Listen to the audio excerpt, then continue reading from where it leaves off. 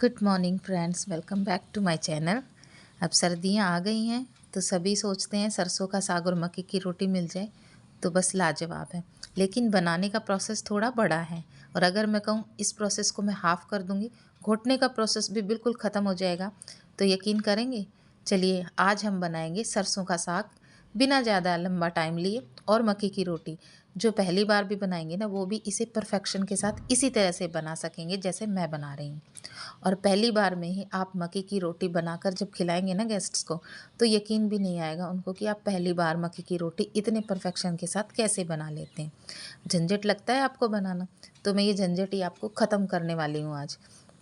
चलिए स्टार्ट करते हैं आज सरसों का साग और मक्की की रोटी बनाने की रेसिपी, बहुत आसान तरीके से।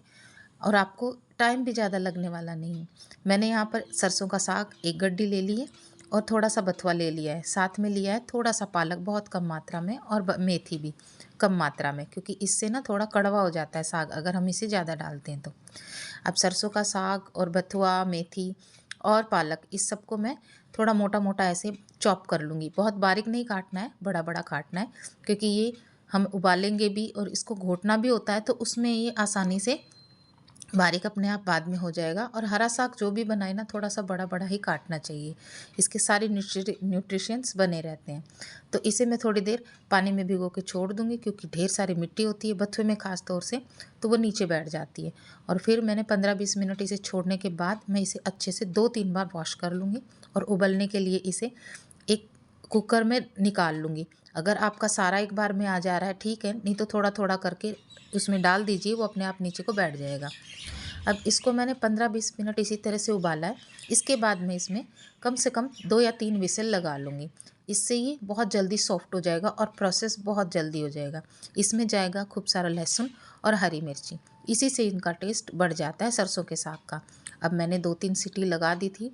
सीटी लगाने के बाद इसका प्रेशर रिलीज़ हो गया, तो मैंने इसको सारे साग को एक मिक्सी जार में निकाल लिया है।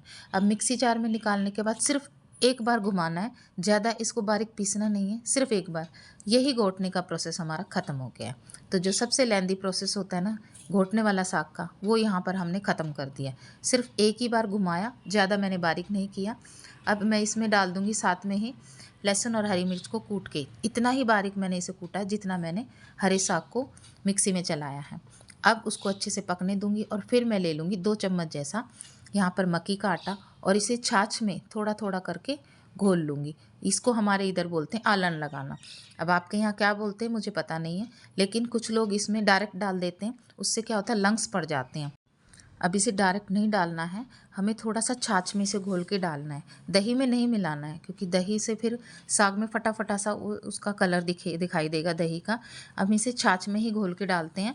आपके पास मक्की का आटा है 2 चम्मच, वो डालिए, नहीं है तो आप बेसन डालिए मिला के, लेकिन ये छाछ में ही मिक्स करके। आजकल तो ईजीली अवेलेबल है, किसी भी शॉप पर आपको छाछ भी मिल जाती। अब ये देखिए कितने अच्छे से घोट के मेरा हरा साग रेडी हो गया। लग रहा है आपको कि ये मैंने बिना घोटे हरा साग रेडी किया है। अब इसमें मैंने ये मक्की का आटा जो मैंने छाछ में घोल के डाला है, इसे अच्छे से मिक्स कर दूंगी और साथ में एक चुटकी जैसा हल्दी ज़रूर डालती हूँ। ये आपका ऑप्शनल है, आप चाहें तो डालें हल्दी, नहीं तो नहीं डालें, लेकिन मैं हमेशा डालती हूँ थोड़ा सा हल्दी और साथ में नमक डाल के इसे मैं अच्छे से पका लूँगी। अब मैं इसमें लगाऊंगी 2 तरह का तड़का। अब लोग कोई कोई प्याज टमाटर का तड़का लगाता है, कोई कोई नहीं लगाता है, लेकिन बच्चे मेरे खाते नहीं हैं। इसमें 2 तरह का तड़का मैं आपको लगा के बताने वाली हूँ। आपको जो चाहे आप वैसा इसमें तड़का लगा सकते हैं और अपना टेस्ट बढ़ा सकते हैं। अब मैंने यहाँ पर एक पैन में 1 चम्मच भर के घी गरम किया है और मैं घी में ही इसमें तड़का लगाऊंगी दोनों तरीके से, क्योंकि घी का स्वाद इसमें बहुत बढ़ जाता है।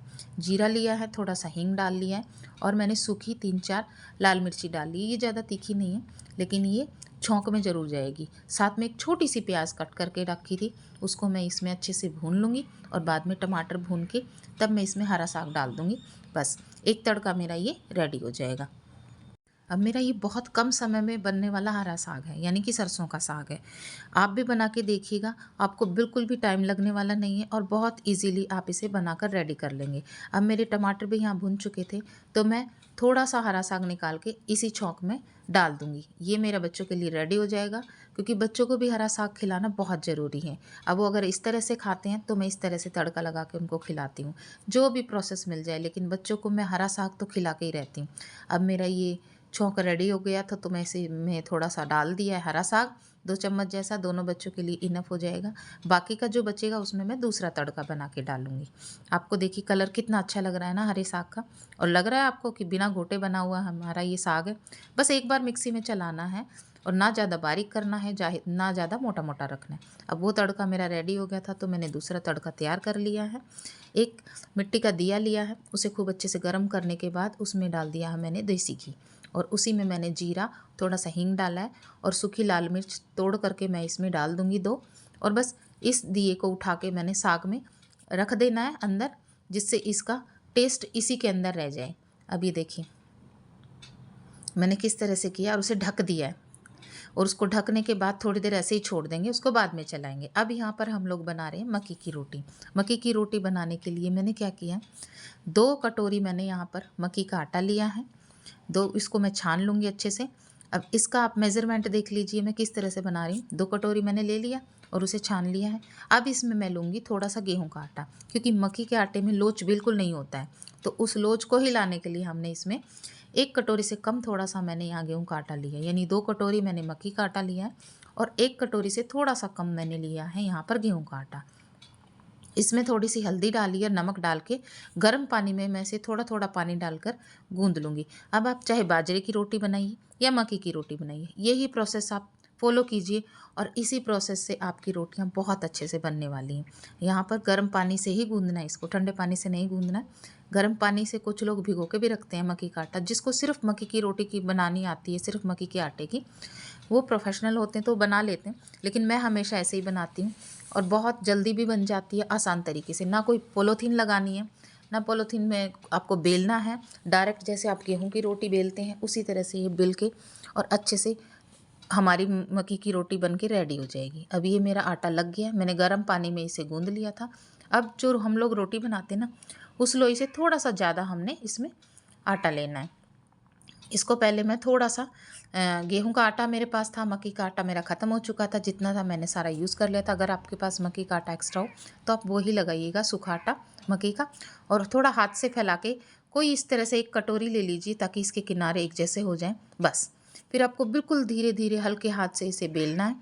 आपको पता भी नहीं चलेगा कि मैं मक्की के आटे की रोटी बना रही हूँ, और पहली बार में ही आपकी रोटी बनकर इतनी अच्छे से रेडी हो जाएगी। मैंने सारी रोटियाँ ऐसे ही बनाई थी।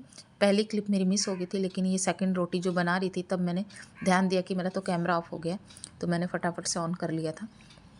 अब मैं इसे सेक लूँगी। आप देखिएगा पहली वाली रोटी मैंने जो बनाई थी वो कितने अच्छे से फूल जाएगी। आप भी इस तरह से बनाइएगा, आपको कोई झंझट नहीं लगेगा, कोई परेशानी नहीं लगेगी, और इस तरह से आप बनाकर पहली बार में ही अपने घर वालों को खुश कर सकते हैं कि मक्की की रोटी भी इतनी अच्छी तरीके से पहली बार में भी कैसे बन गई है। जिनको झंझट लगता है ना, उनके लिए तो बिल्कुल ये बहुत ज़रूरी वीडियो है।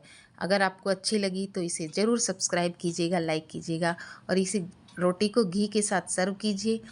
बस स्वाद तो बहुत ही बढ़ जाने वाला है। तो मैंने दोनों तरह का जो भी साग था मेरा, दोनों छौंक लगाए थे, वो रख लिया है। थोड़ा गुड़ रख लूँगी, थोड़ा अचार के साथ मैंने ये थाली अपनी रेडी कर दी है। अब आप भी बनाइए और ज़रूर बताइएगा कि आप लोगों को ये रेसिपी कैसी लगी। इसी के साथ जय श्री राधे राधे एंड बाय।